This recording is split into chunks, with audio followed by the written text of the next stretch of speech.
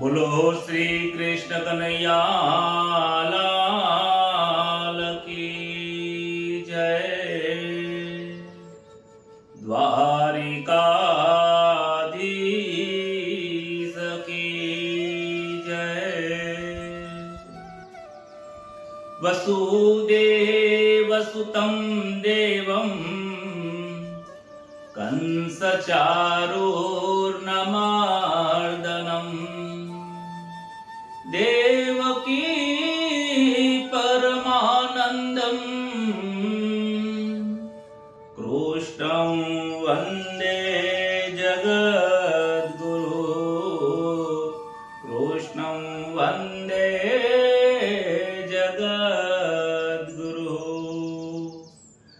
નમોસ્તુતે વ્યાસ વિશાલ બુદ્ધે हुल्लारविन्दापतपात्र नेत्र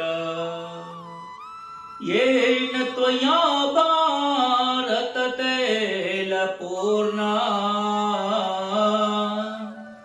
प्रज्वालितो ज्ञानमय प्रदीप। प्रथम नमो गुरुदेवने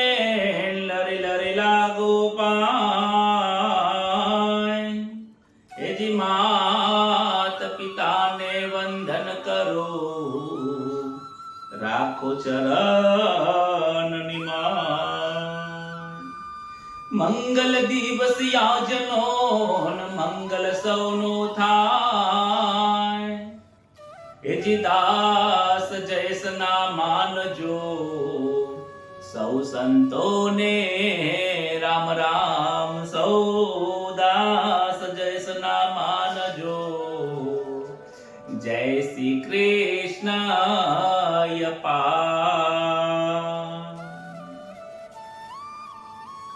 श्री गणेशाय नमः। श्री परमात्मने नमः। परम पवित्र એવું જે પરમાત્માનું નામ છે, પરમ પવિત્ર એ જે પરમાત્માનું જ્ઞાન છે, જે શ્રીમદ ભગવદ ગીતા છે, એ આ જીવાત્માને આ સંસાર રૂપી સાગર ભવસાગરમાં તારવાનું કાર્ય કરે છે।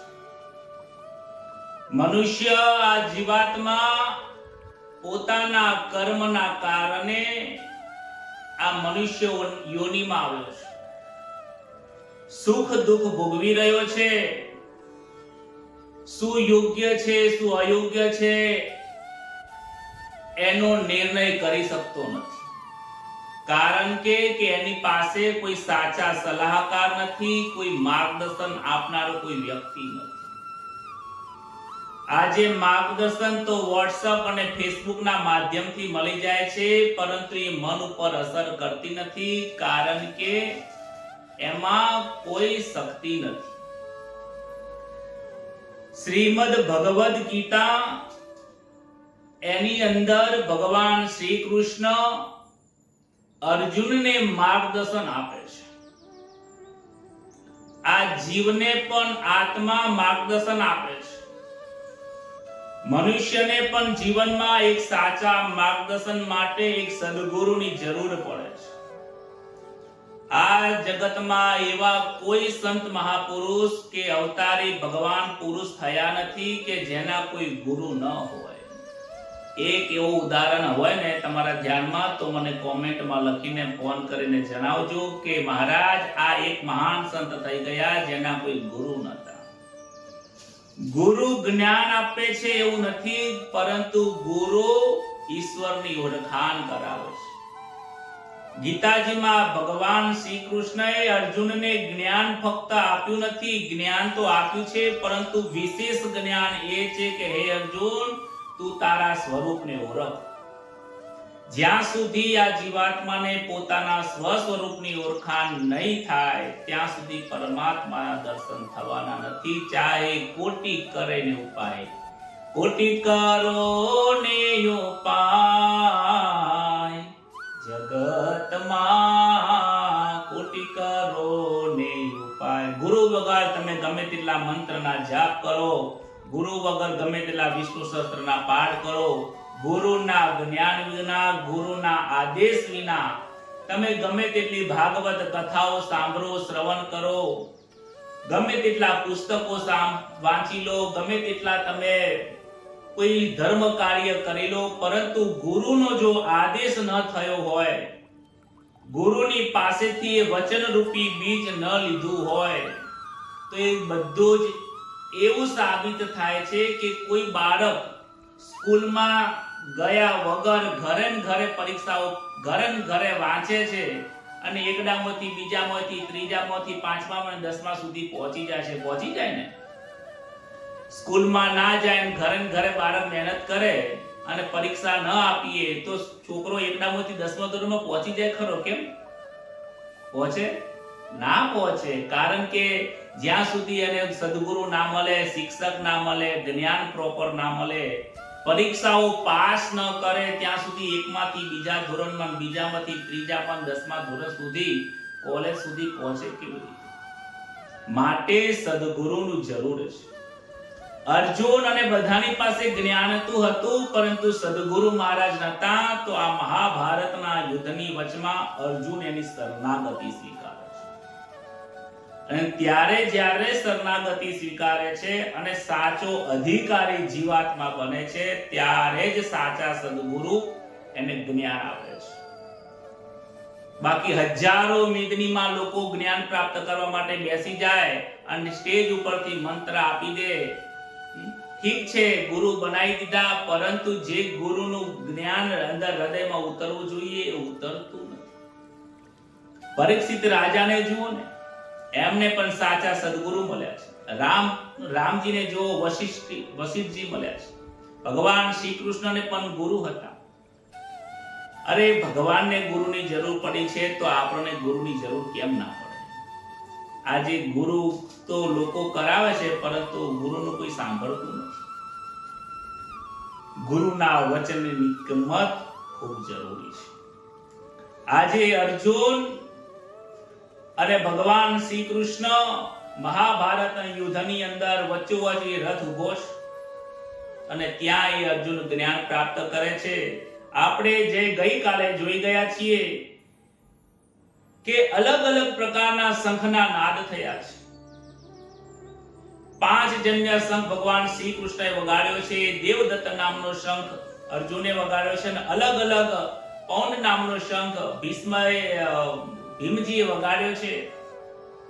અલગ અલગ શંખોના નાદના કારણે દુર્યોધનનું હૃદય ત્યાં ચીરાઈ ગયું છે.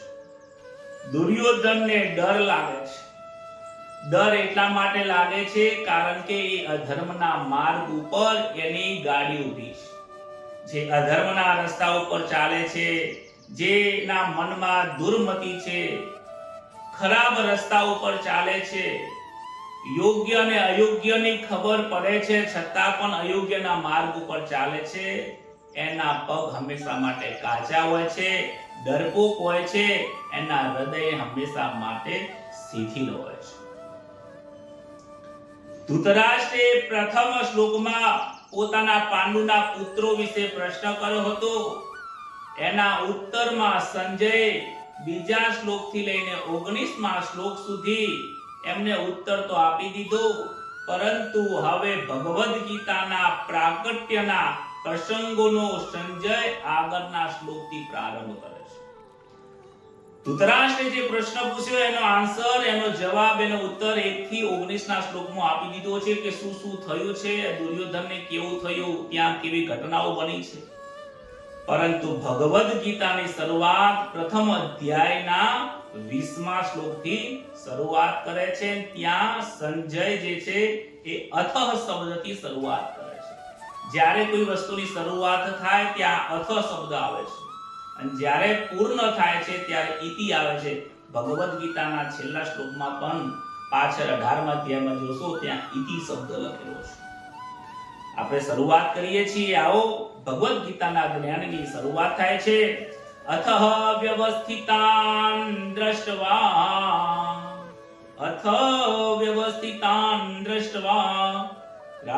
રાષ્ટ્રાન કપિધ્વજ પ્રવૃત્તે શાસ્ત્ર સંપાતે ધનુરુદ્યમ્ય પાંડવ ઋષિકેશં તદા વ્યાખ્ય મિદમાહ મહીપતે. 20મા શ્લોક અને 21માનો પ્રથમ જે શ્લોકનું ચરણ છે ત્યાં એવો અર્થ થાય છે કે હે મહીપતિ ધૃતરાષ્ટ્ર. અહીંયા મહીપતિ શબ્દ વાપરે છે સંજયજી ધૃતરાષ્ટ્રને કહે છે કે હે મહીપતિ ધૃતરાષ્ટ્ર, હવે જે સમયે શસ્ત્રો ચલાવવાની તૈયારી થઈ રહી છે, હવે યુદ્ધની ત્યાં તૈયારી થઈ રહી હતી, તે સમયે અન્યાયપૂર્વક રાજ્યને ધારણ કરવા વાળા રાજાઓ યાદ કરાવે છે કે જેમને અન્યાયપૂર્વક રાજ્યને જે ધારણ કરવા વાળા રાજાઓ છે અને તેમના જેવો સાથીદારો વ્યવસ્થિત રીતે જે ગોઠવાઈને ઉભા રહેલા જોઈને કપિધ્વજ, જે ધ્વજ ઉપર કપિ કહેતા હનુમાનજી બિરાજમાન છે, જેના ધ્વજ ઉપર હનુમાનજી બિરાજમાન છે, એ પાંડુનો પુત્ર અર્જુન પોતાનું ગાંડીવનું ધનુષ ઉઠાવ્યું છે અને અંતર્યામી જે અંતર જે પોતાના આત્મ સ્વરૂપ જે અંતરની વાત જાણવા વાળા જે પરમાત્મા છે એવા શ્રી કૃષ્ણને અર્જુન આ પ્રમાણે વચન કહે છે. આ પદમાં ખૂબ સમજવાની જરૂર છે. અહીંયાથી અથવાની શરૂઆત થાય છે. અથનો મતલબ થાય છે કે ભગવદ ગીતામાં અહીંયા અર્જુન હવે શરૂઆત કરે છે. પ્રવૃત્તે શાસ્ત્ર સંપાતે. જો કે પિતામહ ભીષ્મે યુદ્ધના આરંભની ઘોષણા નથી કરી. સૌથી પ્રથમ શંખ કોને વગાડ્યો હતો? તો કે પિતામહે વગાડ્યો હતો. તો પિતામહે યુદ્ધની ઘોષણા માટે કે ચલો હવે યુદ્ધ ચાલુ થઈ રહ્યું છે, જોરથી શંખ વગાડો, એવા ઉદ્દેશ્યથી શંખ વગાડ્યો ન હતો, પરંતુ કેવળ દુર્યોધનને ખુશ કરવા માટે જ એમને આ શંખ વગાડ્યો હતો. પરંતુ કૌરવો અને પાંડવોની સેનાને યુદ્ધમાં આરંભની ઘોષણા માની લીધી. પાંડવો જે હતા અને જે કૌરવો હતા, જે બીજા પણ રાજાઓ ઉભા હતા, આ પિતામહનો શંખ સાંભળીને એમને એવું જ લાગ્યું કે આ યુદ્ધની ઘોષણા થઈ ગઈ છે. એમ કરી બધાએ પણ અસ્ત્ર શસ્ત્ર ઉઠાવીને સજ્જ તૈયાર થઈ ગયા છે કે અમિયાલ તૈયાર થઈ ગયા છે. વ્યવસ્થિતાન રાષ્ટ્રાન દ્રષ્ટવા. ખૂબ સરસ મજાનો આ શબ્દ વાપર્યો છે સંજયજીએ કે તમારો પુત્ર, આપના પુત્ર દુર્યોધને પાંડવની સેનાને જોઈ ત્યારે દોડતો દુર્યોધન કોની પાસે ગયો? દ્રોણાચાર્યની પાસે ગયો છે. જ્યારે અર્જુન કૌરવોની સેનાને જોઈને કોઈની પાસે ગયો નથી, પરંતુ પોતે નીડર બનીને, ઉત્સાહિત થઈને, વીરતાના શૌર્યની અંદર નિર્ભય બનીને એ ભગવાન શ્રી કૃષ્ણને વાક્ય કહે છે. કપિધ્વજ. આ વિશેષણ અર્જુનના રથને વિશેષ બનાવવા માટે કહ્યું છે કે જે રથના ધજા ઉપર હનુમાનજી બિરાજમાન છે. વિશેષણ આપ્યું છે. કેમ વિશેષણ આપ્યું છે? હનુમાનજી એમના રથ ઉપર કેમ બિરાજમાન છે? ત્યારે કહે છે કે જ્યારે વનવાસ ભોગવી રહ્યા હતા ત્યારે આકાશ માર્ગે વાયુદેવ 1000 પાંખડી વાળું દિવ્ય કમળ લઈને જતા હતા. ત્યાં એક કમળ એમનો અચાનક આકસ્મિક રીતે દ્રૌપદીના ચરણમાં પડી જાય છે. દ્રૌપદી 1000 પાંખડી વાળું દિવ્ય પુષ્પ જોઈને, કમળને જોઈને ખૂબ આનંદિત થાય છે અને ભીમસેનને કહે છે કે મહારાજ, તમે આવા અનેક પુષ્પો મારા માટે લઈને આવો ને. ત્યારે ભીમસેન એ પુષ્પ લેવા માટે કદલી વનમાં પહોંચે છે અને ત્યાં હનુમાનજીનો ત્યાં મેળાપ થાય છે અને હનુમાનજી અને ભીમસેનની વચ્ચે અનેક ત્યાં સત્સંગ થાય છે અને સત્સંગ થવાના કારણે ભીમસેન હનુમાનજીને વંદન કરે છે અને હનુમાનજી ત્યાં એમની પાસે કહે છે કે તમે મારા આશીર્વાદ સ્વરૂપ કંઈક વરદાન માંગો, મારે તમને કંઈક વરદાન આપવાની ઈચ્છા છે. ભીમસેન કહે છે કે પ્રભુ હું વરદાન તો શું માંગુ, પરંતુ આપની અમારા ઉપર હંમેશા કૃપા રહે, અમારું રક્ષણ થાય, એ જ અમે તમારી પાસે માંગીએ છીએ. ત્યારે કહે છે કે હે વાયુપુત્ર, શક્તિના આઘાતથી કે મારો જે પુત્ર છે હનુમાનજી એ મહાભારતના યુદ્ધ સમયે અર્જુનના રથની ઉપર, ધજા ઉપર એ બિરાજમાન થશે. અને જ્યારે તમે શંખનાદ કરશો ત્યારે તમારા શંખનો એટલો ઊંચો અવાજ એ કપિધ્વજ કરી દેશે કે જ્યાં અધર્મ છે બધા જ અધર્મની જમીન થથરી જશે, એમના હૃદય કાંપી જવાના છે. તો આ કારણે હનુમાનજી એમના કપિધ્વજ લઈ ધ્વજ ઉપર ત્યાં બિરાજમાન હતા. ઋષિકેશમ તદા વાક્યમ મિદમાહ મહીયતે. બહુ સમજવા જેવું છે. પાંડવોની સેનાને જોઈ દુર્યોધન તો દ્રોણાચાર્યની પાસે જઈને ચાલાકીથી વચનો બોલે છે, પરંતુ અર્જુન કૌરવોની સેનાને જોઈને જગતગુરુ અંતર્યામીને મન બુદ્ધિના જે પ્રેરક પરમાત્મા દરેકના અંતર્યામી છે, કારણ કે અંતરમાં રહેલા જ છે. ભગવાનને કંઈ કહેવાની જરૂર નથી. શું ભગવાન જાણતા નથી તમારા હૃદયમાં છે, તમારો ભાવ કેવો છે, તમે કોઈની સાથે વર્તન કરો છો, એ બધું જ જાણી રહ્યા છે. દુર્યોધનના મનનો મનોભાવ કેવો છે એ પણ કૃષ્ણ જાણે છે, કારણ કે દુર્યોધનના હૃદયમાં પણ કૃષ્ણ રૂપી પરમાત્મા ચૈતન્ય વિરાજમાન છે આત્મ સ્વરૂપે. અને અર્જુનના મનમાં, અર્જુનના હૃદયમાં પણ પરમાત્મા શ્રી કૃષ્ણ વિરાજમાન છે.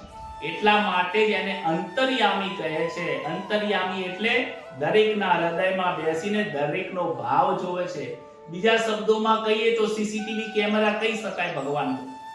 હા, કારણ કે હૃદયમાં બેઠા બેઠા જોઈ રહ્યો છે. ધબક ધબક જે હૃદય ધબકે છે ને એમાં ખબર પડે છે કે તમારો ભાવ લોહીની અંદર કેવો કેવો ફરી રહ્યો છે. પિતા વિશે તમારો ભાવ કેવો છે, પુત્ર વિશે કેવો છે, સાસુ વિશે કેવો છે, વહુ વિશે કેવો છે. અંતર્જામી નથી અજાણ્યો, મન માલે તેમ ચાલો રે. સરસ મજાનું આ ભજન છે. અંતર્જામી અજાણ્યું નથી, ભલે તમારું મન જેમ થાય એમ કરવું એમ કર્યા કરો. સજ્જનો ભગવાનનું ભજન કરે છે, દુર્જનો બુરા કામો કરે છે, પરંતુ અંતર્યામીથી એ અજાણ્યું નથી. અર્જુનનો ભાવ અને દુર્યોધનનો ભાવ શ્રી કૃષ્ણ જાણે છે. એટલે કહે છે કે સુરવીર અને ઉત્સાહથી કર્તવ્ય ભરેલા અર્જુન પોતાનું કર્તવ્ય કરી રહ્યો છે. એવા કર્તવ્યના વચનો આ પ્રમાણે અર્જુન શ્રી કૃષ્ણને કહે છે. શ્રી અર્જુન વાચ સેનાયોરુભયોર મધ્યે રથમ સ્થાપ્ય મેચુત. રથમ સ્થાપય મેચુત. હે અચ્યુત, બંને સેનાના મધ્યમાં મારા રથને તમે ઉભો રાખો. આગળનો શ્લોક પણ આપણે જોઈ લઈએ.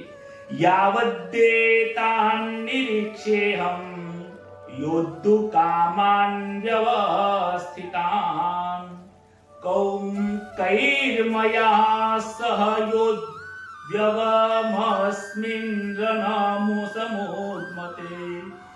કૈર્મયા સહ યોદ્ધવ્યમસ્મિન રણસમોદ્મતે.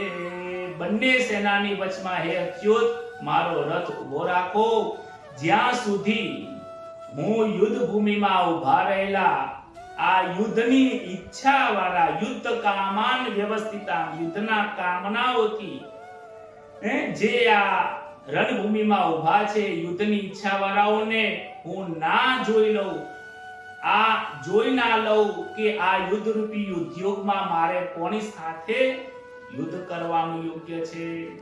હે અચ્યુત મારો એવી જગ્યા ઉપર રથ મધ્યમાં ઉભો રાખો જ્યાં યુદ્ધની ઈચ્છાથી જે લોકો આવ્યા છે જરા હું જોઈ તો લઉં મારે કોની સાથે લડવાનું છે. અર્જુન યુદ્ધ માટે ગાંડીવ લઈને ઉભો થયો હતો. અને એમાં આપણે એક વસ્તુ ખાસ શીખવાની છે કે સમસ્યાની સામે ઊભા રહો, સામનો કરો. આજે અર્જુન સમસ્યાની સામનો કરવા માટે ત્યાં રથ ઉભો રાખવાનો કહે છે. એને ખબર નથી કે આગળ સમસ્યા શું થવાની છે. પરંતુ આ શ્લોકમાંથી આપણને શીખવા મળે છે કે જગતની અંદર આ સંસારમાં અનેક પ્રકારની સમસ્યાઓ આવવાની છે. શરીરની આવશે, મનની આવશે, ધનની આવશે, ધન પીડા થશે, પુત્રની થશે, પત્નીની થશે, અનેક પ્રકારની પીડાઓ આ દેહને થવાની છે, આ મનને થવાની છે. તમારે તૈયાર રહેવું પડશે. દરેક સમસ્યાનો સામનો કરો. સમસ્યાનો સામનો કરવા માટે તો આ મનુષ્યનો જન્મ મળ્યો છે આપણને. સમસ્યા તો ઘડીએ પડીએ આપણને પ્રાપ્ત થવાની છે. એટલા માટે સમસ્યાથી ક્યારે હારી જવું જોઈએ નહીં. બે સેનાની વચ્ચેમાં રથ ઉભો રાખો. એટલા માટે કહે છે કે નિર્ણય લેતા પહેલા તમે સજ્જ રહો. મારી સામે કોણ યુદ્ધ કરવા માટે આવ્યું છે, હું જરા જોઈ તો લો. યુદ્ધની ઈચ્છાથી કોણ આવ્યો છે? હે અચ્યુત, મારો રથ બંને સેનાની વચમાં ઉભો રાખો. એ બંને સેનાની વચમાં એટલે કેવી રીતે ઉભો રાખવાનો છે એ ભગવાન જાણે છે. ભગવાન જે કૌરવોની જે સેનાની લેન્થ છે, જે લંબાઈ છે અને પહોળાઈ છે, બંને સેનાની વચમાં જે જગ્યા છે એની વચમાં, અને કૌરવોની સેનાની જે બંને બાજુની છેડો છે એની વચમાં ત્યાં ઊભી રાખે છે. અને એમાં પણ ક્યાં ભગવાન ઊભા રાખે છે એ આગળના શ્લોકની અંદર આપણે જાણવા મળે છે. કોઈ પણ નિર્ણય લેતા પહેલા સ્થિતિને સમજવી, અને તે જાગૃતિ અને તે જ સદગુણ છે. અર્જુન બહુ પહેલા પરિસ્થિતિને સમજવા તૈયાર થઈ જાય છે કે લાવ હું જોઈ તો લઉં શું છે. પરિસ્થિતિને સમજો. સમાજમાં તમે રહો છો, કુટુંબમાં, પરિવારમાં રહો છો, ડાયરેક્ટ ઉતાવળમાં પગલું ના ભરી દો. અર્જુન ચાહતો તો ડાયરેક્ટ બાણ મારીને શરૂઆત કરી શકતો હતો, પણ એવું એને કર્યું નથી. પહેલા પરિસ્થિતિ જોવા ગયો છે કે કોણ કોણ છે. હું દૂરથી હું પહેલા જોઈ તો લો, નજીક જઈને જોઈ લો કોણ કોણ છે. ભગવાન ક્યારે પણ દરેક વ્યક્તિને યોગ્ય માર્ગ ઉપર જ લઈ જાય છે. અર્જુન પણ મનમાં વિચાર કરશે, તેલ જોઈએ, તેલની ધાર જોઈએ. આપણી કહેવત છે ને કે તમે ઉતાવળ ના કરશો, તેલની ધાર તો જુઓ યાર. પહેલા એમને બોલવા દો, પછી તમે બોલો. ડાયરેક્ટ તમે શરૂઆત ના કરી દેશો. આવું આ શ્લોકમાંથી આપણને પ્રાપ્ત થાય છે. એવી જ રીતે આ દેહની અંદર આ જીવાત્મા મનને કંટ્રોલ રાખો. મન ફાવે એમ બોલશો નહીં, મન ફાવે એમ ચાલશો નહીં, મન ફાવે એમ પહેરશો નહીં, મન ફાવે એમ ખાશો નહીં. મન ઉપર થોડો કંટ્રોલ રાખો. આ એ વસ્તુ આપણને આ શ્લોકમાંથી પ્રાપ્ત થાય છે. યોત્સ્યમાનાન્નવેક્ષેહં યોત્સ્યમાનાન્નવેક્ષેહં ય એતેત્ર સમાગતઃ ધ્રાતરાષ્ટ્રસ્ય દુર્બુદ્ધે યુદ્ધે પ્રિય ચિકીર્ષવઃ. દુષ્ટ બુદ્ધિ દુર્યોધનનું, જેની બુદ્ધિ દુર્મતિ છે, જેની બુદ્ધિ ભ્રષ્ટ થઈ ગઈ છે, એવા દુર્યોધનનું યુદ્ધમાં પ્રિય કરવા વાળા, એનું સારું ઈચ્છવા વાળા, કરવા વાળા જે રાજાઓ આ સેનામાં આવ્યા છે, એ યુદ્ધ કરવા માટે અધીરા બન્યા છે, એ બધાને લાય હું જરા જોઈ તો લઉં. કહે છે કે દુર્યોધન જે દુર્બુદ્ધિ વાળો છે, અધર્મી છે, જે દરેક લોકો જાણે છે, જાણવા છતાં પણ અધર્મને કોણ સાથ આપવા વાળું છે, કોણ સાચું છે અને કોણ ખોટું છે, કોણ અધર્મને સાથ આપે છે અને કોણ ધર્મને સાથ આપે છે, કયા દુર્ગુણોની સાથે જઈ રહ્યા છે, લાય હું એની સાથે જોઈ રહું. હે અચ્યુત, મારો રથ ત્યાં વચમાં ઉભો રાખો. અહીંયા ધૃતરાષ્ટ્રસ્ય દુર્બુદ્ધે, અહીં દુર્યોધનને દુષ્ટ બુદ્ધિવાળો એમ કહીને અર્જુન બતાવવા માંગે છે કે દુર્યોધને અમારો નાશ કરવા માટે આજ સુધીમાં અનેક પ્રયત્ન કર્યા છે. એ દુર્બુદ્ધિવાળો છે. અમે નાના હતા ત્યારે ઝેરના લાડુ ભાઈને ખવડાવ્યા હતા.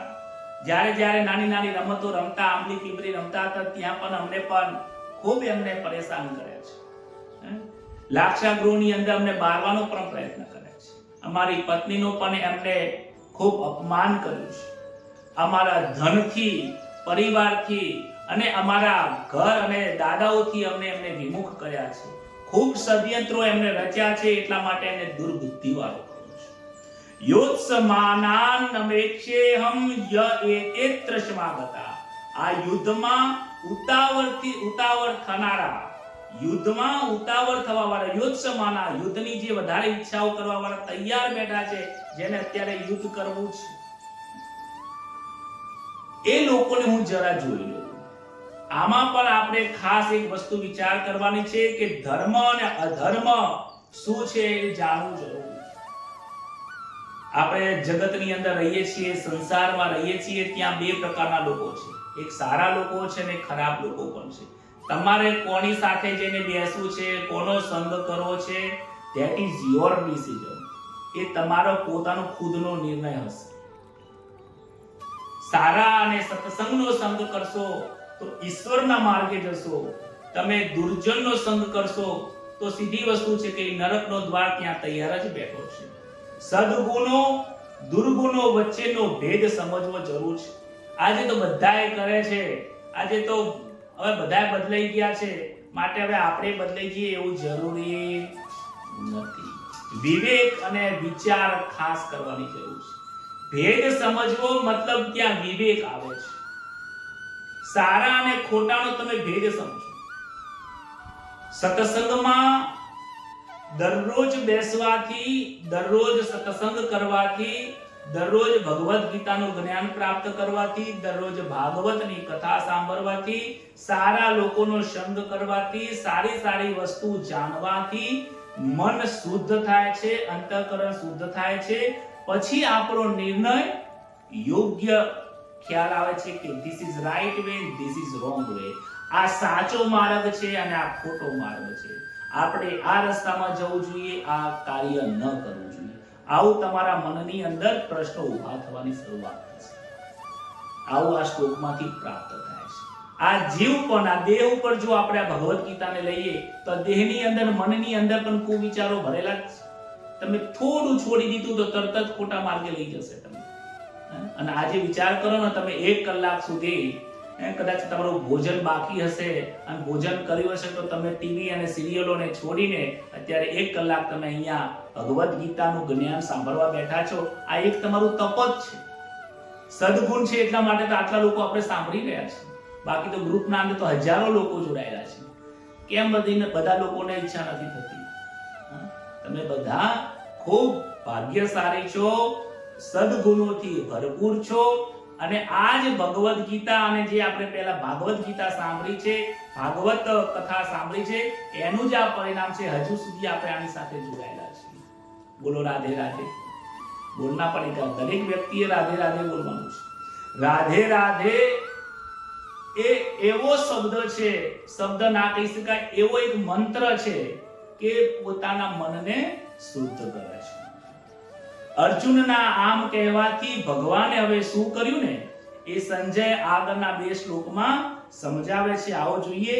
સંજય ઉવાચ એવ મુક્તો ઋષિકેશો ગુડાકેશેન ભારત સેનયોરુભયોર્મધ્યે સ્થાપયિત્વા રથોત્તમ. 25મો જે 24મો શ્લોક છે, 25મો શ્લોક ખરેખર ખૂબ મહાન છે. યાદ કરજો જીવનની અંદર. ભીષ્મ દ્રોણઃ પ્રમુખતઃ સર્વેષાં ચ મહેક્ષિતાં ઉવાચ પાર્થ પશ્યેતાન સમવેતાન કુરુનિતિ. સંજય બોલ્યા છે, હે ભરતવંશી રાજન, નિંદ્ર, વિજય અને અર્જુન આ પ્રમાણે કહ્યું. નિંદ્રના ઉપર જેને વિજય પ્રાપ્ત કર્યો છે, એન્ડ નિંદ્રા ઉપર જેને વિજય પ્રાપ્ત કર્યો છે એના માટે બહુ સરસ શબ્દ સંજય વાપર્યો છે, જેનું નામ ગુડાકેશેન વાપર્યું છે. આ ગુડાકેશેન શબ્દ શ્રી કૃષ્ણ માટે નથી વાપર્યો. આ ગુડાકેશેન શબ્દ અર્જુન માટે વાપર્યું છે. ગુડાકેશનના 2 અર્થ થાય છે. ગુડા કહેતા ગોળાકાર અને કેશ કહેતા વાળ, મસ્તકના વાળ. જેના વાળ ગોળ છે અને ગુચ્છાદારથી ભરેલા છે એવા વ્યક્તિ, એટલે અર્જુનના જે વાળ હતા ને એ ખૂબ ગુચ્છાદાર હતા, આટલા સુધી લાંબા હતા અને ખૂબ ભરાવદાર હતા. એટલા માટે એનું નામ ગુડાકેશન વાપર્યું છે.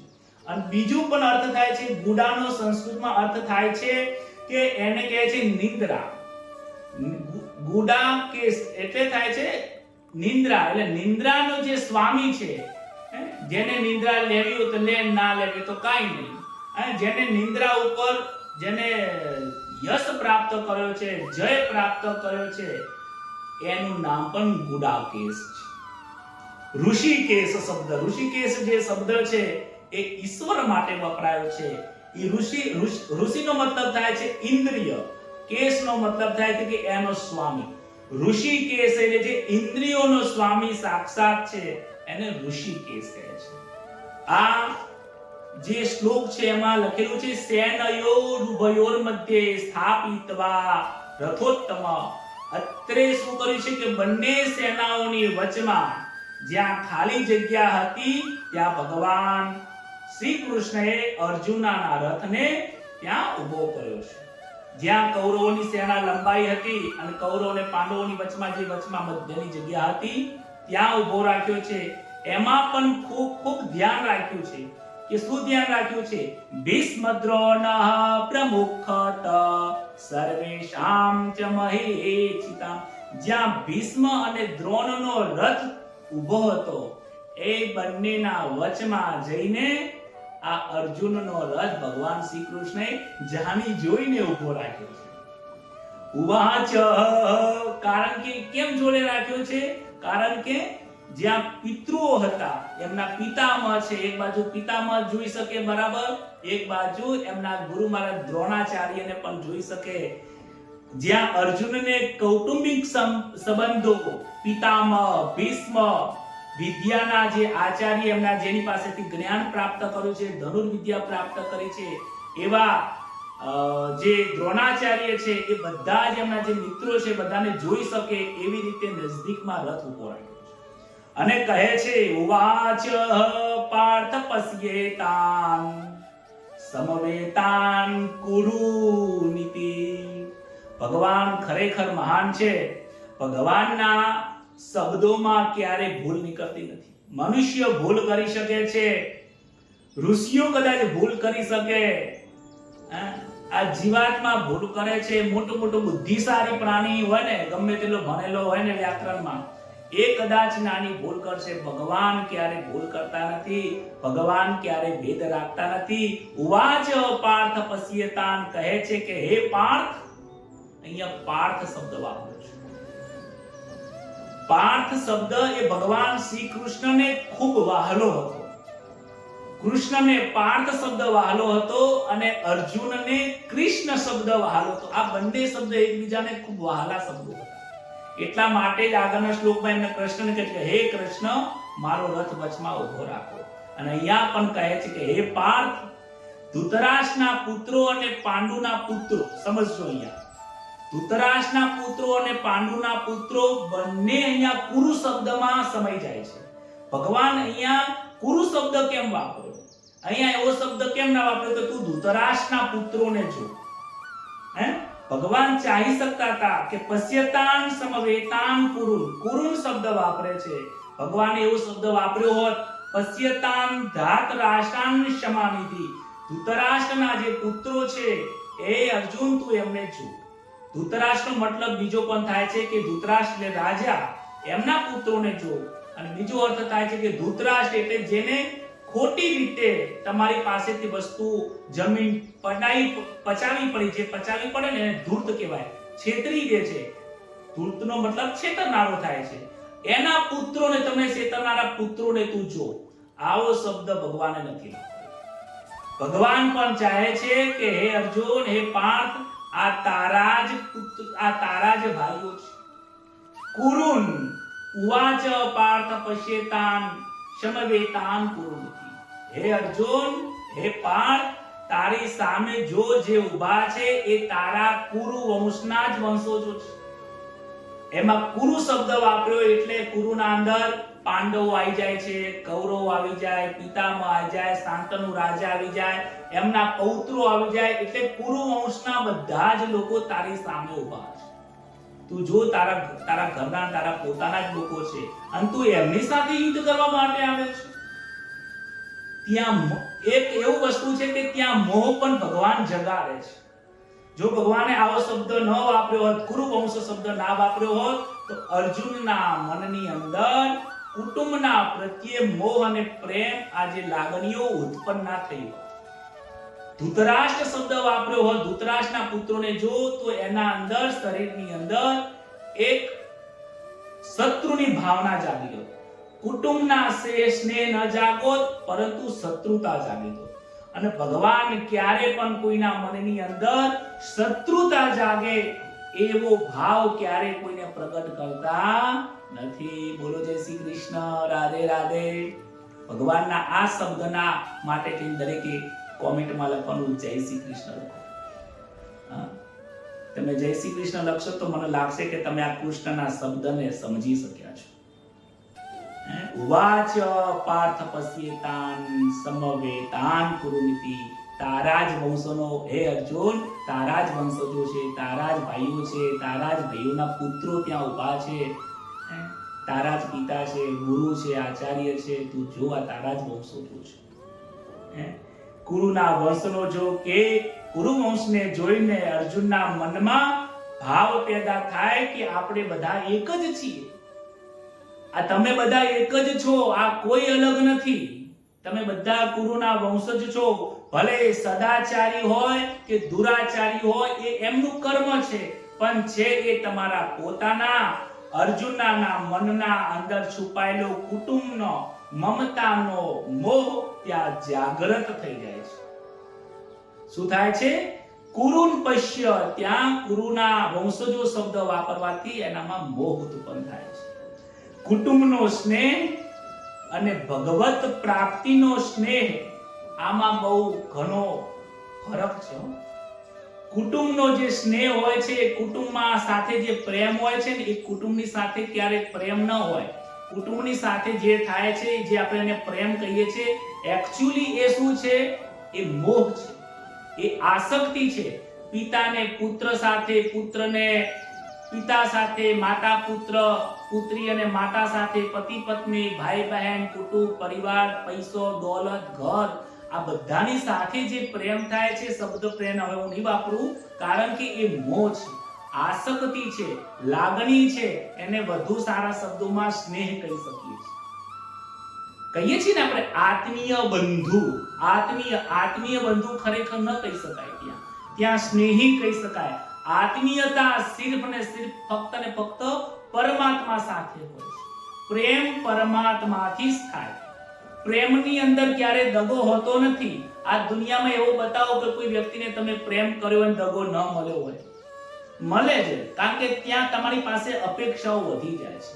પ્રેમમાં ત્યાગ છે, અપેક્ષાઓ હોતી નથી. અને ભગવાન ક્યારે કોઈને દગો આપતો નથી. ભગવાન જો ને અહીંયા યુદ્ધની અંદર પણ કહે છે, તારા જ લોકો છે ને અર્જુન, તું સામની સામે ઊભો છે.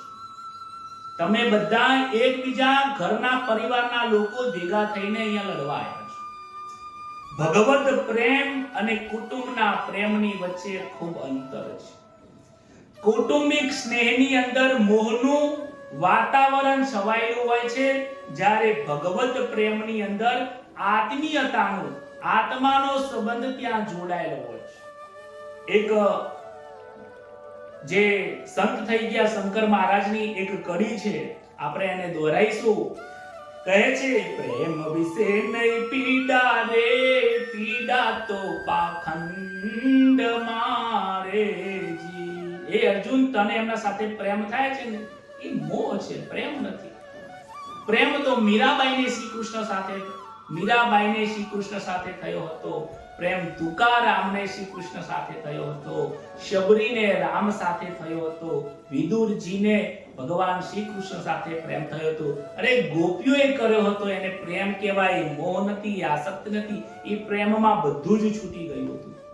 અને જ્યાં લેવાની ભાવના છે, જ્યાં આપવાની ભાવના છે, જ્યાં ન મળવાથી દુઃખ થાય છે, અપેક્ષાઓ છે, ત્યાં મોહ છે, ત્યાં આસક્તિ છે, ત્યાં અટેચમેન્ટ છે. અને તમે જુઓ, તમે જેટલા પરિવાર સાથે જેટલું અટેચમેન્ટ રાખશો, એટલા જ તમે દુઃખી થશો. અને જેને ઈશ્વરની સાથે અટેચમેન્ટ રાખ્યું છે, એ ક્યારેય દુઃખી થયા નથી. બોલો રાધે રાધે. ખૂબ સમજવા જેવું છે. પ્રેમ વિશેની પીડા. પ્રેમમાં કોઈ પીડા હોતી નથી, કોઈ દુઃખ હોતું નથી. પીડા ક્યાં હોય છે? પાખંડમાં છે. જ્યાં પાખંડ છે કહીએ છીએ પ્રેમ, પણ એક્ચ્યુઅલી પ્રેમ નથી. ત્યાં તમારી પાસે કંઈક અપેક્ષા રાખવામાં આવે છે. તમે કદાચ કોઈની સાથે લાગણીઓથી બધા જ અટેચમેન્ટ તમે વધારે રાખશો ને, કોઈની સાથે અટેચમેન્ટ તમારું વધારે હશે ને, તો તમે જોજો કે એક વખત, બે વખત, ત્રણ વખત વધુ પડતી લાગણીઓના કારણે પછી તમારા ઘરના લોકો જ કહેશે તમે બહુ ગાંડા થઈ ગયા છો. તમારા ભાઈની પાસે તમે ગાંડા થઈ ગયા છો. તમે એમની સાથે આટલું કરો છો, એ તમારી સાથે શું કરે છે તમને બતાવશે કે જુઓ એ વ્યક્તિ તમને પ્રેમ નથી કરતો. પછી તમારા મનના વિચારો બદલાઈ જાય છે. જો તમારા મનના વિચારો ન બદલાય, સામેવાળે ભલે મારી સાથે ખરાબ કરે, સમજજો, સામેવાળાને મારી સાથે જે વ્યવહાર કરવો એ વ્યવહાર કરે, એ એનો વ્યવહાર છે. હું સત્ય રીતે વ્યવહાર કરીશ, હું તો એને પ્રેમ કરીશ, હું એની સેવા કરીશ. આ જે ભાવ છે ને ભાઈ પ્રત્યેનો, જે લક્ષ્મણનો ભાવ હતો, જે ભરતનો ભાવ હતો ભાઈ પ્રત્યે, તો એ મોહ નતો, એ ઈશ્વર ધારતા હતા. મારા મોટા ભાઈ ભગવાનનું સ્વરૂપ છે એવું વિચારીને જો સેવા કરવામાં આવે ને તો પછી ત્યાં પ્રેમ છે. પ્રેમમાં કદાચ તમને તકલીફ પડી શકે છે, થોડું ઘસાવું પડે છે, પણ અંતે પ્રેમથી ઈશ્વરની પ્રાપ્તિનો માર્ગ તમને મળી જાય છે.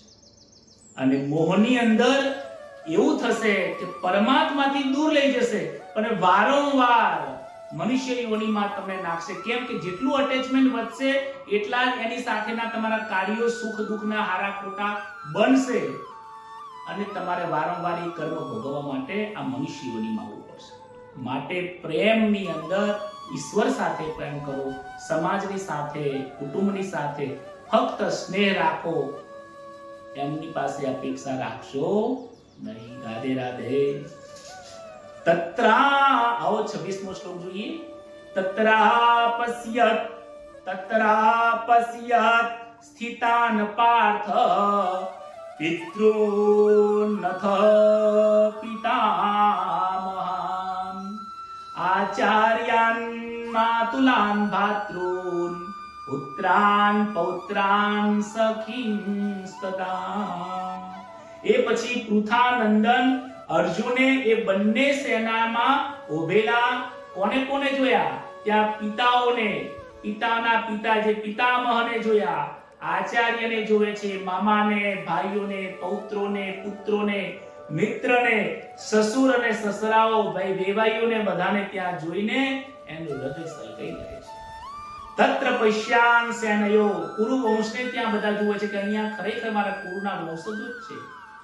કુરુ વંશીઓને જો આવો શબ્દ સાંભળીને કુટુંબીઓ ઉપર જ્યારે એની નજર ગઈ, એમણે જોયું કે સેનાના યુદ્ધમાં પોતાના સ્થાન ઉપર ભૂરિશ્રવા ઊભા છે, પિતાજીના ભાઈ જે છે, ભીષ્મ અને સોમદત્ત વગેરે પિતામહ જેવા ઊભા છે, પુરુજી, કુંતી ભોજ, શૌર્ય, શકુની જે મામા છે એ ઊભા છે, ભીમ, દુર્યોધન, આ બધા ભાઈઓ સામસામા ઊભા છે.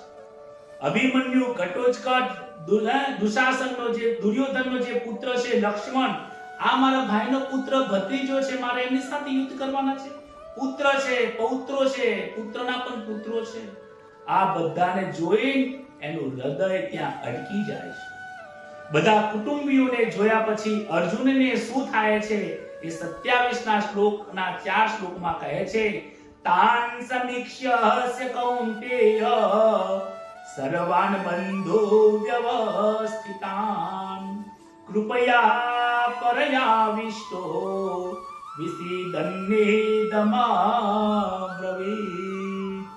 સગાવાલા ક્યારેક એવું બનતું હોય છે કે સગાવાલા ગુરુ ભાઈઓને ત્યાં એ જોવે છે, તો એનાથી એ સાબિત થાય છે કે સમસ્યા નજીક હોય ને ત્યારે મન ડગવા લાગે છે. આપણે એ શ્લોકને 26મા શ્લોકને જોવાનું રહી ગયું કે એમાંથી શું પ્રાપ્ત થાય છે કે જ્યારે આસક્તિ વધે છે, ત્યારે મોહ મજબૂત બને છે. તમને કોઈ પરિવાર પ્રત્યે, પરિવાર સાથે, સમાજ પ્રત્યે, ધન પ્રત્યે, આ પૂરા સંસારની દરેક સુખમાં જ્યારે આસક્તિ વધશે ને એટલો મોહ સ્ટ્રોંગ બનશે, મજબૂત બનશે. તમને એક વસ્તુ પ્રાપ્ત કર્યા પછી વધારે વસ્તુ પ્રાપ્ત કરવાની ઈચ્છા થશે. જે એક વખત ખાધા પછી વધારે પડતું ખાવાની ઈચ્છા થશે, આસક્તિઓ વધી જશે, મોહ વધી જશે. અને એવી જ રીતે સમસ્યા જ્યારે નજીક હોય ને ત્યારે સામે મન ડગવા લાગે, અને જ્યારે વસ્તુ પ્રાપ્ત ના થાય એમ લાગે ત્યારે કોઈ, તમે જો ઘરમાં ક્યારે કોઈ પરિસ્થિતિ નિર્માણ થશે ને, સમસ્યા જ્યારે સામે આવશે ને, મન ઢીલું પડી જશે. અર્જુન અહીંયા ઢીલો પડી જાય છે. કેમ? સામે પોતાના કુટુંબના પરિવારના લોકો છે.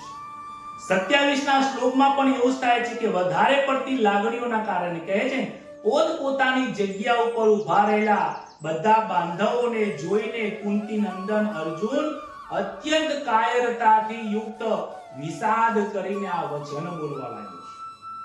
દુઃખ થવા લાગ્યું છે, મારા પોતાના લોકો સામે ઊભા છે, મારે પિતામહની સામે લડવાનું, ભાઈઓની સામે લડવાનું, પૌત્રોની સામે લડવાનું, અને હાથ કાપવા લાગ્યા છે. કાયરતા કૃપયા પરિયાવિષ્ટો વિસીદતન્ની મબ્દવી.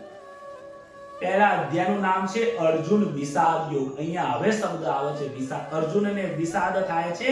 27મા શ્લોકમાં એને વિષાદ થાય છે. વિષાદનો મતલબ થાય છે દુઃખ થાય છે. કેમ દુઃખ થાય છે? વધારે પડતી લાગણીઓથી બંધાય છે. આમાંથી આપણે જાણવાનું છે કે મન જ્યારે વધારે પડતી લાગણીઓમાં જાય, આપણું મન, આ જીવ જ્યારે કોઈ વિષયોની સાથે બંધાય છે ને, ત્યારે મન એ જગ્યા ઉપર નિર્ણય લેવામાં નિર્ભર બની જાય છે. તમે જોજો કોઈ પરિવારની સાથે સંકળાઈ જશો ને, હું તમને પરિવારનું ઉદાહરણ એટલા માટે આપું છું કે આ અર્જુનને ગીતા તો ભગવાન શ્રી કૃષ્ણએ સમજાવી દીધી. હવે અર્જુન અને શ્રી કૃષ્ણને જો તમે સાંભળતા રહેશો ને, તો આ ગીતાને તમે તમારા જીવનમાં નહીં ઉતારી શકો. આ ગીતા ન કૃષ્ણની છે ન અર્જુનની છે. આ કૃષ્ણ અર્જુનને જે જ્ઞાન આપે છે, એ જ્ઞાન અર્જુનને નહીં, પણ એ અર્જુનની જગ્યાએ આપણે બેસવાનું છે. ભગવાન સાક્ષાત શ્રી કૃષ્ણ આપણને જ્ઞાન આપી રહ્યા છે એવો ભાવ દર્શાવવાનો છે. અને આપણા અંતરમાં પણ જો અંતરાત્મા જે અંતર જે બેઠું છે ને, જે પરમાત્મા ચૈતન્ય, એ શ્રી કૃષ્ણ છે. એ જ્ઞાન ઘણી વખત તમને આપે છે, ઘણી વખત ખોટા માર્ગ ઉપર જતા તમને અટકાવે છે. અર્જુન અટકી ગયો, અર્જુન રૂપી જીવાત્મા અટકી ગયા એટલે એમનું જીવન ધન્ય બની ગયું. આપણું મન એટલું બધું દુર્યોધન જેવું થઈ ગયું છે ને, અંતરાત્માની વાત આપણે ક્યારેય સાંભળતા જ નથી. એટલા માટે આપણે દુઃખી થઈએ છીએ. એટલે હું વારંવાર તમને સમાજનું ઉદાહરણ, પરિવારનું ઉદાહરણ એટલા માટે આપું છું કે તમે જુઓ, મન જેટલું પણ આપણું આ જીવ મન જેટલું બધી અતિશય લાગણીઓમાં બંધાય છે, આસક્તિઓમાં બંધાય છે ને, ત્યારે તમે જોજો નિર્ણય નહીં લઈ શકો. તમે તમારા કદાચ મોટા ભાઈ વિશે કે નાના ભાઈઓમાં કે કોઈ સમાજ માટે તમે ખૂબ કરી દીધું હશે, ખૂબ સેવા આપી હશે, તન મન ધનથી સેવા આપી હશે ને, પછી તમે એમની સામે બોલી નહીં શકો, એમની સામે તમે પડી નહીં શકો. કેમ? કારણ કે ત્યાં તમે દુર્બળ થઈ જાઓ છો. અતિશય લાગણીઓમાં મન અને બુદ્ધિ દુર્બળ થઈ જાય છે. માટે અહીંયા અર્જુન પણ ભાઈઓને, કુટુંબના પરિવારોને જોઈને એમના સ્નેહમાં, એમના મોહમાં, પ્રેમ નથી, અહીંયા મોહ થયો છે, મોહમાં એમનું મન શિથિલ થઈ જાય છે. અને અર્જુન આ પ્રમાણે કહે છે, વિષીદનની મબ્રવીત. યુદ્ધના પરિણામે વિચાર, એના મનમાં વિચાર આવે છે કે યુદ્ધના પરિણામે કુટુંબ અને કુળની કેવી હાલત થશે. એના મનની અંદર શકુનો દેખવા લાગે છે. આ પ્રમાણે અર્જુન 28ના શ્લોકમાં કહે છે, દ્રષ્ટવામેવં સ્વજનમ કૃષ્ણ યુયુત્સુમ સમુપસ્થિતમ. 28મો શ્લોક છે. સિદ્ધંતે મમ ગાત્રાની. મારા ગાત્ર, મારું ગાંડીવ ધનુષ હલી રહ્યું છે. મુખમ ચ પરિશોષ્યતિ. મુખ સુકાઈ રહ્યું છે. વેપયો વેપથુશ્ચ શરીરે મેરો મહર્ષશ્ચ જાયતે. ગાંડીવમ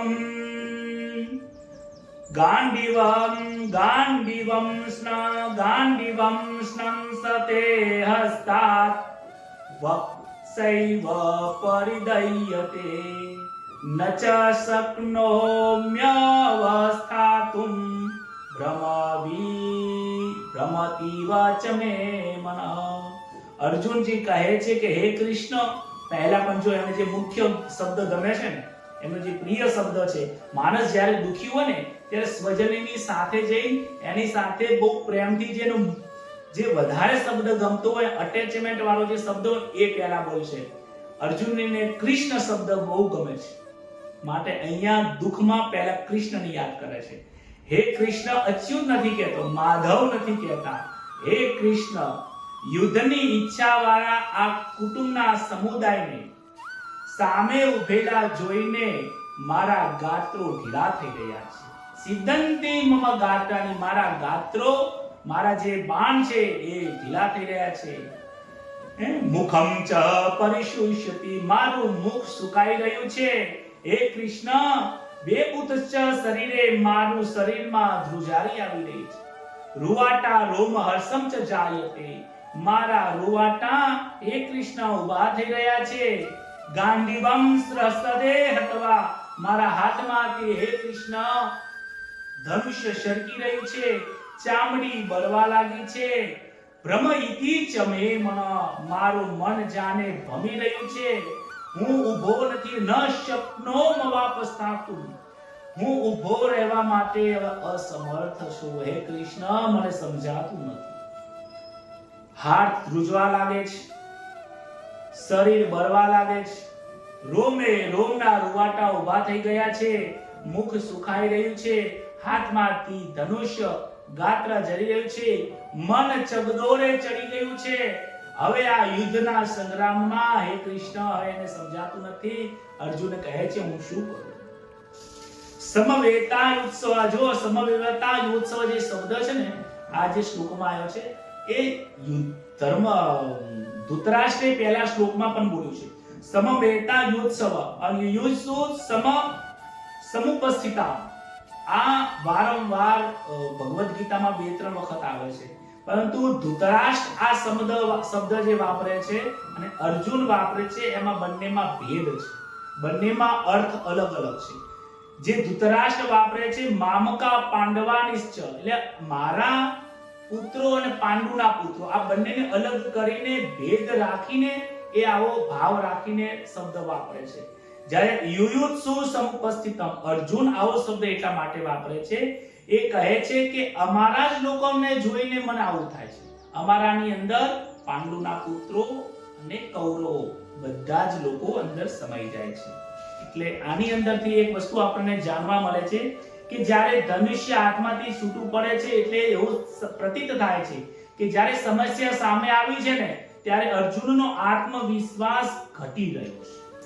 આત્મવિશ્વાસ જ્યારે તૂટે ત્યારે જ ચક્કર આવે, ત્યારે જ પગ હલી રહે. ઘણી વખત થતું હશે તમારું જીવનમાં, નોકરી કરવાનો સમય હોય ને અને બહુ મોટી લોન લઈ લીધી હોય, ઘરની લોન હોય, ધંધાની લોન હોય, પછી પર્સનલ લોન લીધી હોય, બધા જ પૈસા આપણે ઈએમઆઈ માં જતા હોય, ફીસ પણ ટુકડે ભરતા હોય, એવા સંકટ ઉપર આપણી નોકરી છૂટી જાય અને મોટી સમસ્યા આવી જાય અને દર મહિને ઈએમઆઈ ભરવાનું કાઢવું પડે, મોટા ઘરના હપ્તા ભરવાનું કાઢવું પડે અને નોકરી પછી શોધવા જઈએ, શું નોકરી 3-4 મહિના સુધી ન આવે અને આગળની નોકરી વાળાએ પણ 3-4 ને 6 મહિનાથી આપણો પગાર રોકી રાખ્યો હોય. આવી પરિસ્થિતિ આજે મોસ્ટલી ઘણા લોકોના ઘરમાં થાય છે.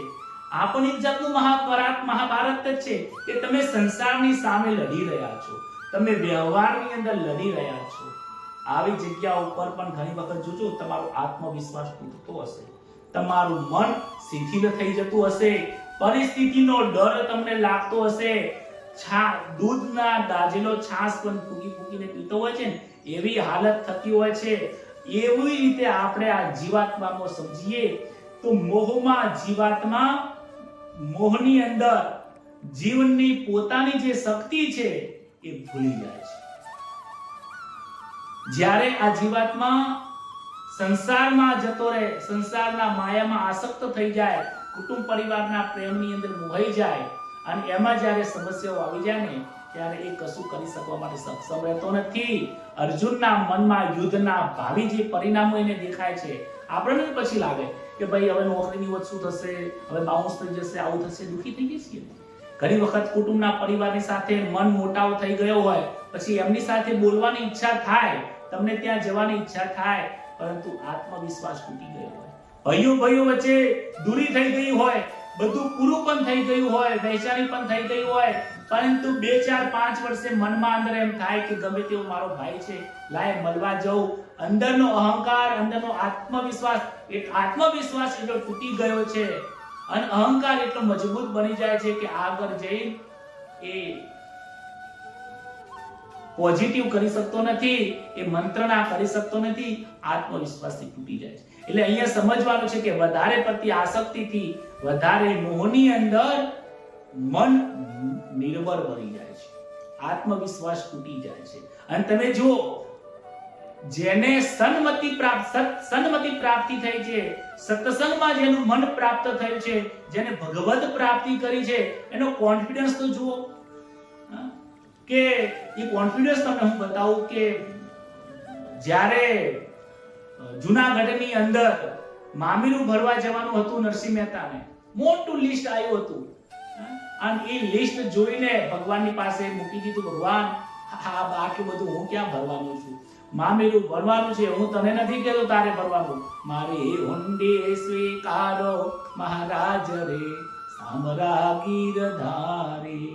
અને એ હુંડી ત્યાં મૂકી અને એક નાની ચંદનની ડબ્બી, એ અડધી ડબ્બી લઈ ખિસ્સા મૂકીને અને ચાલતા મામીરું ભરવા માટે નીકળી ગયા.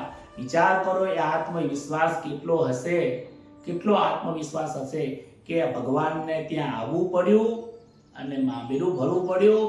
અને ન ભૂતો ન ભવિષ્યથી, ન ભૂતકાળની અંદર કોઈ રાજા મહારાજાએ આવું મામેરું ભર્યું નથી, ન અત્યારે કોઈ ભરવા વાળા છે, અને ભવિષ્યમાં યુગો સુધી નરસિંહ મહેતાએ જે મામેરું ભર્યું એવું મામેરું આ દુનિયામાં કોઈ ભરવાનું નથી. આજે રાજસ્થાનના વિડિયો લોકોને આવે છે કે 2 કરોડનું મામેરું ભર્યું, આટલું સોનાનું ભર્યું, રૂપિયા મૂકી દીધા.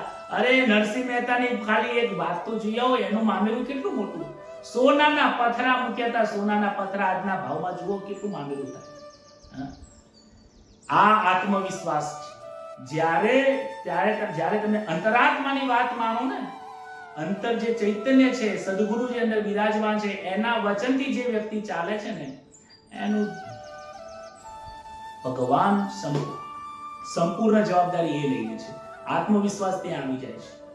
અગાઉના શ્લોકમાં શરીરના સુખથી ઉત્પન્ન થયેલા 8 ચિત્રોનું વર્ણન કરીને અર્જુન ભાવિ પરિણામના સુકુનોની દ્રષ્ટિએ યુદ્ધ કરવું ન કરવું, યોગ્ય અયોગ્યનો એ નિર્ણય લે છે. કહે છે નિમિત્તાનિ ચ પશ્યામિ વિપરીતાનિ કેશવ ન ચ શ્રેયો ન પશ્યામિ અથવા સ્વજનમાહવે.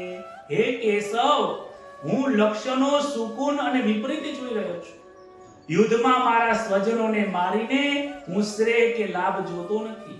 નિમિત્તાનિ ન પશ્યામિ વિપરીતાનિ કેશવ. હે કેશવ, મને જે શકુન દેખાય છે, સુકનો જે દેખાય છે, એ સારા દેખાતા નથી.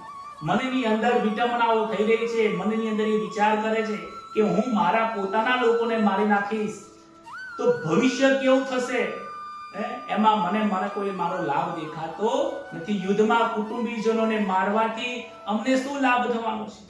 અને આ એવી વાત નથી, આ યુદ્ધના ફળ સ્વરૂપે અનેક લોકોનું ત્યાં મૃત્યુ થશે, અનેક સ્ત્રીઓ ત્યાં વિધવાઓ થઈ જશે. આવો એના મનની અંદર વિચારો આવે છે અને આ વિચારના કારણે મનની સ્થિરતા એ ખોઈ બેસે છે. કહે છે કે મન જ્યારે આસક્ત થઈ જાય છે, મન ત્યારે અશક્ત થઈ જાય છે, ત્યારે શરીર પણ અશક્તિ આવી જાય છે. બહુ વિચારો, મન જ્યારે તમારું લાગવા લાગે, બહુ વિચારો ચડી જાય, મન ચકદોરે ચડી જાય, બરાબર છે, ત્યારે શરીરમાં શિથિલતા આવી જાય છે. અર્જુનને અહીંયા કંઈ સારું દેખાતું નથી. જેમાં શુભ સુકનો, લોકો એ કહેતા હોય છે સુકન સારા દેખાય છે, ખોટા. સુકનની વિશે થોડી ચર્ચા કરી લો તો ઘણા લોકો છે કે સુકન જેવું કશું હોતું નથી, પરંતુ શાસ્ત્રની અંદર સુકનોના વિશે ઘણું સારું લખ્યું છે. ઘણા શાસ્ત્રમાં સુકનો સારા અને ખોટા લખ્યા છે. અહીંયા થોડી ચર્ચા આપેલી છે કે જેટલા પણ સુકનો થાય છે તે સારી અને ખરાબ ઘટના બનવાના નિમિત્ત નથી હોતા. એક ઉદાહરણ આપું કે આપણે જાણીએ છીએ કે કોઈ જગ્યાએ બહાર જતા હોય અને રસ્તામાં બિલાડી નીકળે એટલે આપણે વિચાર કરીએ કે બિલાડી નીકળી ભાઈ કશું કામ કરાય નહીં. પણ ઘણા લોકો એ વિચાર કરતા હોય છે કે હવે બિલાડી જો કશું ના હોય, બિલાડી ખોટું, બિલાડી તો એને કંઈક કામ માટે નીકળી હશે, ખોટું તારા માટે કંઈક ખરાબ કરતી હશે. તો બિલાડી નિમિત્ત નથી બનતી, પણ એ ભવિષ્યનું તમને એક સૂચિત કરે છે, એ ભવિષ્યમાં તમને થનારા સંકેતો આપે છે. ઘણા એવા સારા અને ખોટા સુકોનો આપણા શાસ્ત્રમાં લખ્યા છે, પરંતુ એ આપણે જાણતા નથી, અને કદાચ જાણતા હોઈએ તો એનો આપણે અનુભવ નથી કર્યો. અમે જ્યોતિષો જે હોય છે ઘણી વખત આનો અનુભવ કરતા હોય છે કે કાગડો બોલતો હોય, પક્ષીઓ બોલતા હોય, તમે બે માણસો વાતો કરતા હોય, વાતોના શબ્દો ઉપરથી, પોઝિટિવિટી નેગેટિવિટી ઉપરથી, રસ્તામાં જતા હોય તો કૂતરાના અવાજ ઉપરથી, એના ચાલવાની સ્થિતિ ઉપરથી, બિલાડી કઈ બાજુ જાય છે, જમણી બાજુ, ડાબી બાજુ, કૂતરો કેવા પ્રકારનું વર્તન કરી રહ્યો છે, હું જઉં છું સામે કોણ મળે છે, કેવા પ્રકારનું પ્રાણી મળે છે, જે ગામની અંદર ઉતર્યો, નવા ગામની અંદર ઉતર્યો, નવી સિટીમાં ઉતર્યો તો પહેલા મને કયા વ્યક્તિના દર્શન થાય છે, કેવા પ્રકારનો અવાજ મને સંભળાઈ રહ્યો છે. આ બધું જ વાતાવરણ ઉપરથી તમે તમારું ભવિષ્ય જોઈ શકો છો. એ તમને આવનારા સંકેતો બતાવે છે, પરંતુ આપણે ક્યારે એનો અનુભવ ન કર્યો હોય એટલા માટે આપણને ખોટું લાગતું હોય છે. અહીંયા અર્જુન કહે છે મારા શરીરમાં થનારા જે સંકેતો ઉપરથી મને લાગે છે કે હું ભવિષ્ય સારું જોઈ શકતો નથી. ન કાંસે વિજયમ કૃષ્ણ ન ચ રાજ્યમ સુખાનિ ચ કિમ નો રાજ્યેન ગોવિંદ કિમ ભોગૈ જીવિતેન વા. હે કૃષ્ણ, ન કાંસે વિજયમ કૃષ્ણ, હું વિજય ઈચ્છતો નથી, હું રાજ્યનું સુખ પણ ઈચ્છતો નથી, ન રાજ્યમ સુખાંત્ય, રાજ્યનું સુખ પણ મારે જોઈતું નથી. હે ગોવિંદ, કિમ નો રાજ્યના ગોવિંદ કિમ ભોગૈ જીવિતના. જ્યારે રાજ્યને ભોગવનારા લોકો જ નહીં રહે તો પછી રાજ્યનું સુખ અમને પ્રાપ્ત કરીને શું કરવાનું? અમને રાજ્યનો શું લાભ થશે? કે ભોગોથી શું લાભ, જીવવાથી શું લાભ થશે કે એને ભોગવવા વાળા જ નહીં રહે. અમે આ બધું કોના માટે ભોગવીએ છીએ? પુત્ર માટે, કુટુંબ માટે, પરિવાર માટે, મારા ભાઈઓ માટે, ગુરુ માટે, પોતાના લોકો માટે તો આ રાજ્ય છે. અને એ રાજ્યને ભોગવવા વાળા લોકો ભાઈઓ સામેવાળા નહીં હોય તો એનાથી અમને શું લાભ થવાનો છે? આનાથી એ સાબિત થાય છે કે ક્યારેક મનુષ્ય છે ને નિરાશાની અંદર બધું છોડવા તૈયાર થઈ જાય છે. તમે જોજો તમારા જીવનમાં જ્યારે નિરાશા આવી છે, કદાચ આવી હશે, દરેકના જીવનમાં નિરાશા આવી હશે, ત્યારે તમે છોડી દેશો હવે તો કશું નથી, આ દુનિયામાં કાંઈ રાખ્યું નથી, જવા દે, હવે આપણે કાંઈ જોતું નથી, ભાઈઓએ જે કર્યું કરવા દો, અને જે લીધું લેવા દો, ભલે આપણી સાથે ગમે તે કરી દીધું, આપણે હવે આપણી સાથે નહીં કરવું. કહેવાય છે કે જ્યારે મનુષ્ય નિરાશાના વાતાવરણની અંદર આવી જાય છે ત્યારે બધું જ છોડવા તૈયાર. અર્જુન અહીંયા છોડવા બધું તૈયાર થઈ જાય છે, પરંતુ આપણે એમાંથી એ શીખવાનું છે કે જ્યારે મન સુખની ઈચ્છા કરે, મનના સુખની ઈચ્છા હોય છે ત્યારે પ્રબળ બને છે. જ્યારે મનને સુખ મળે ને ત્યારે એ વધારે સુખ પ્રાપ્ત કરવાની અંદર એ વધારે ચિંતાઓ કરતો છે. નાની ગાડી લાવી તો હવે મારે મોટી ગાડી લાવી છે, એક 1 BHK બનાવી કે હવે 2 BHK માં જવું, 2 BHK બનાવી દીધું, હવે સામાન હવે કે 2 BHK ચાલતું નહીં, એટલે બે માણસોને 2 BHK નહીં ચાલતું, હવે કે 3 BHK, હવે કે ફ્લેટમાં નહીં ફાવતું, હવે તો બંગલો લેવો પડશે. જેમ સુખ વધે છે એમ સુખની ભૂખ વધે છે. એવી રીતે મનમાં પણ જ્યારે દુઃખ વધે ને એ સમય ઉપર પણ શરીર દુર્બળ બની જાય છે, બધું છોડવા તૈયાર, હવે મારે કંઈ જોતું નથી, બધું છોડો. વૃદ્ધાવસ્થાની અંદર આવી પરિસ્થિતિ થતી હોય છે. હવે તો કે આપણને બહુ ખાવામાં રસ ના હોય, ના જ હોય રસ, મોઢામાં કશું રહ્યું તો છે નહીં, હવે શું ચાલુ થવાના? જવાનીમાં તમે આવું કહ્યું હોત ને કે હવે ભાઈ આપણે ખાવામાં રસ નથી, જેવું સાદું ભોજન હોય ચાલે, આ 42-45 વર્ષની ઉંમર તમને બોલ્યા હોય તો ચાલે, પણ 60 ને 65 વર્ષની ઉંમરે હવે દાઢ ચવાનો સમય ના હોય, તમે એમ કહો ભાઈ હવે આપણે છોડી દીધું, બધું છોકરાઓને બધું આપી દીધું, હવે આપણે બધા નિવૃત્ત થઈ ગયા. નિવૃત્ત થયા નહીં, બહુએ બધું લઈ લીધું છે. નિવૃત્તિ 56 વર્ષની ઉંમરે નથી લેવાની, નિવૃત્તિ મનથી જ્યારથી સમજણ આવે ને ત્યારથી નિવૃત્તિ લેવાની છે. આ ભગવદ ગીતા એ નિવૃત્તિ લેવાનો સમય છે. એવું નથી નોકરી ધંધો છોડવાનું કહું છું, ધંધો નહીં કરવાનો, કામ નહીં કરવાનું, એવું નથી.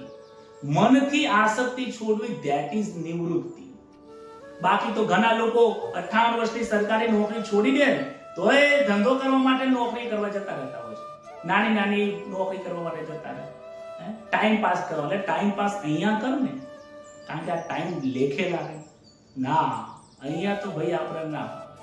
વિચાર કરો, કિસ્મતમાં ના હોય એટલા માટે નથી પ્રાપ્ત થતું. ખૂબ ખૂબ સમજવા જેવી વસ્તુ છે કે માણસ દુઃખમાં ઘણું બધું છોડે છે, પણ દુઃખમાં છોડે છે એનું કારણ છે કારણ કે એ દુઃખી થયો પછી છોડી જ નાખે, શું કરે. 33મો શ્લોક જોઈને આપણે વિરામ આપીએ. એસામર્થે કાંક્ષિતમ નો, એસામર્થે કાંક્ષિતમ નો, રાજ્યમ ભોગઃ સુખાનિ ચ, તૈમે વ્યવસ્થિતા યુદ્ધે પ્રાણાસ ત્યક્ત્વા ધનાનિ ચ. એનો અર્થ એવો થાય છે, અર્જુન વિજય વગેરેની ઈચ્છા ધરાવતા નથી. હવે કે છે અમારે કોઈ વિજય જોતું નથી, અમારે હવે કોઈ રાજ્ય જોતું નથી. હવે એવું અહીંયા કહે છે કે જેમના માટે અમારું રાજ્ય અને ભોગ અને સુખની ઈચ્છા છે, જેના માટે મેં એસામ કાંક્ષિતમનો રાજ્યમ ભોગા સુખાની ચ, જેના માટે અમે આ રાજ્ય પ્રાપ્ત કરવા માંગીએ છીએ, જેના માટે અમે આ સુખ પ્રાપ્ત કરવા માટે, કોના માટે? તમારા આચાર્ય માટે, પિતામહ માટે, અમારા પુત્ર માટે, પૌત્ર માટે, સમાજ માટે, લોકોના ધર્મ માટે અમે આ વસ્તુ પ્રાપ્ત કરવા માટે જે ધર્મ યુદ્ધ કરવા જઈ રહ્યા છીએ. ત એમે વ્યવસ્થિતા યુદ્ધે પ્રાણામ ત્યક્ત્વા ધનાનિ ચ, એ જેના માટે પ્રાપ્ત કરી છે એ જ લોકો આ યુદ્ધમાં માર્યા જશે, તો પછી અમે આનાથી ફાયદો શું થશે? કહે છે કે જેના માટે મેં રાજ્ય ભોગ સુખની ઈચ્છા છે એ બધા જ પોતાના પ્રાણની અને બધા ધનની આશા છોડીને આ યુદ્ધમાં ઉભા છે. દુર્યોધનની સામે જે લોકો ઉભા છે બધા એ પણ પોતાની ધનની ઈચ્છાઓ છોડીને, રાજ્યની ઈચ્છા છોડીને અહીંયા દુર્યોધન માટે થઈને યુદ્ધમાં અહીંયા મરવા માટે તૈયાર થયા છે. તો હવે શું કરવું? અહીં આવો ખૂબ મનની અંદર એને વિટમરાઓ થાય છે. કહે છે કે રાજ્ય ભોગનો જીવનનો શું ઉપયોગ જ્યારે પોતાના જ લોકો ના, સંબંધોને વધારે અહીંયા મહત્વ આપે છે. આ જે 33 નંબરનો જે શ્લોક છે ને, અર્જુન કોને મહત્વ આપે છે? સંબંધોને મહત્વ આપે છે. કારણ કે સંબંધોની સાથે હવે એનું અટેચમેન્ટ થઈ ગયું છે. આ દુર્યોધન મારો ભાઈ છે, પિતામહ મારા દાદા છે, આવું અટેચમેન્ટ થઈ ગયું છે, મોહ ઉત્પન્ન થયો છે. આ મોહની અંદર, અટેચમેન્ટની અંદર, પારિવારિક આસક્તિની અંદર મહત્વ એ વધારે આજે આપવા માંડ્યો છે. આસક્તિ જ્યારે મજબૂત બને છે ત્યારે માણસ દુઃખી થાય છે. જેટલી આસક્તિઓ વધશે, નોકરીમાં, ધંધામાં, પૈસામાં, કુટુંબમાં, પરિવારમાં, પુત્રમાં, જેટલી આસક્તિ એમાં વધશે, વિષયોમાં, એટલો જ માણસ એની અંદર વધારે ઘસાતો જશે. અને જ્યારે એ આસક્તિ છૂટીને ઈશ્વરમાં જ્યારે એ નિવૃત્તિ, સંસારમાંથી નિવૃત્તિ લે છે, આસક્તિઓમાંથી નિવૃત્તિ લે છે, ત્યારે એનું મન પ્રવૃત્તિ ત્યાંથી છોડીને આ નિવૃત્તિમાં અહીંયા ઈશ્વરના દરબારે જાય છે. તમે બધાએ નિવૃત્તિ લઈને બેઠા છો એટલા માટે તો ભગવાનની તમે કથા 1 કલાક સાંભળી શકો છો, ભગવાનના ભગવદ ગીતાને સાંભળી શકો છો. જેમને માટે અમે રાજ્ય અને ભોગની ઈચ્છા રાખીએ છીએ તે કોણ કોણ છે એ આગળના શ્લોકની અંદર આવતીકાલે આપણે પ્રગટ કરીશું. 34મા શ્લોકથી લઈને પ્રથમ અધ્યાય સુધીના છેલ્લા શ્લોક સુધી આપણે આવતીકાલે લેશું. આજની આ બ્રહ્મ સત્યને, જ્ઞાનને આપણે અહીંયા જ થોડો અલ્પ વિરામ આપીએ છીએ. કારણ કે ભગવત પ્રાપ્તિ એ જ મહત્વની વસ્તુ છે. મનુષ્યનો જન્મ આપણને ઈશ્વરની પ્રાપ્તિ માટે જ થયો છે, ઈશ્વરનું જ્ઞાન પ્રાપ્ત થવા માટે થયો છે.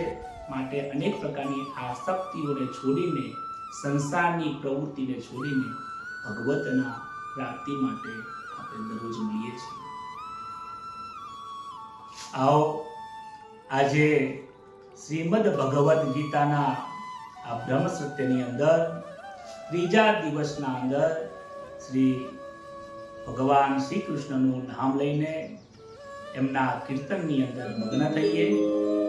પરમાત્માનું નામ ખૂબ આનંદકારી છે. આવો સૌ નામ લઈએ.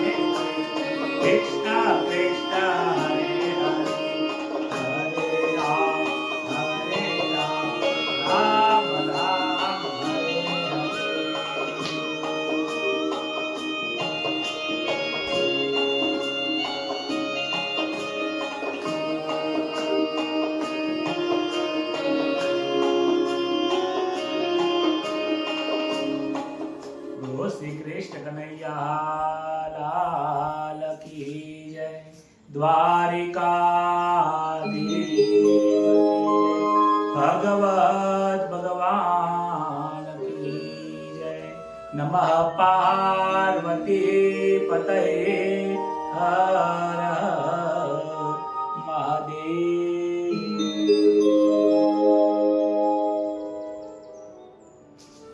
સૌ સંતોને જય શ્રી કૃષ્ણ, રામ રામ. ખૂબ આનંદ આવી ગયો આજની ભગવત જ્ઞાન અને જ્ઞાન સત્રની અંદર.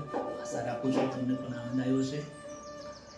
જન જન સુધી આ કથાને, આ જ્ઞાનને, ગીતાના જ્ઞાનને, વિડીયોને શેર કરીને મોકલજો. અને હા, આપણી આ ચેનલને સબસ્ક્રાઇબ કરી રાખજો. કદાચ ક્યારેક લિંક ગ્રુપમાં આવે ના આવે ભૂલી જવાય તો રાત્રે તમને ગમે ત્યારે પણ 9 વાગે તમે ખોલશો તો તમને આ લાઈવ પ્રાપ્ત થઈ જશે. સૌને જય શ્રી કૃષ્ણ. સુખી રહો, આનંદ કરો અને ભગવાન પરમાત્માની વાણીને હૃદયમાં ઉતારીએ. એ જ વાત સાથે શુભરાત્રિ. જય શ્રી કૃષ્ણ.